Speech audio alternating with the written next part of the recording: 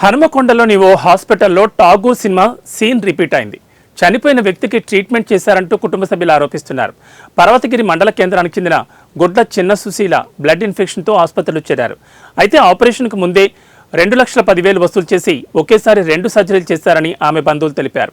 వారం రోజులుగా సుశీలకు బ్లడ్ ఎక్కించి డయాలసిస్ చేసి ఈసీజీ అంటూ హడావిడి చేసి చివరికి చనిపోయిందని చెప్తున్నారని వెల్లడించారు.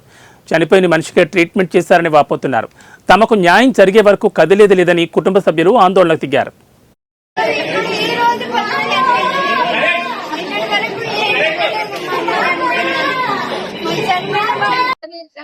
మా అమ్మ తీసుకొచ్చినాం గుడ్ల సుశీల పేషెంట్. ఆమెకు ట్రీట్మెంట్ కాలు ఇన్ఫెక్షన్ అయిందని తీసుకొచ్చినాం.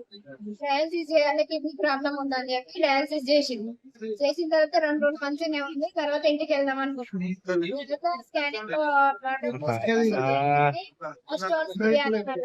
ఇప్పుడే వెంటనే వేస్తే ఏమవుతుందో, ఆమె ట్రీట్మెంట్ తట్టుకోదో అని 2 రోజులు ఆలోచించుకొని వద్దన్న తర్వాత మళ్ళీ సార్ వాళ్ళు చేయించుకోండి బాగానే ఉంటుంది అని చెప్పి రేట్ మాట్లాడుకొని చేయించుకున్నామా అంటే మళ్ళీ ఆలోచించుకొని చెప్తా వాళ్ళంటే మేము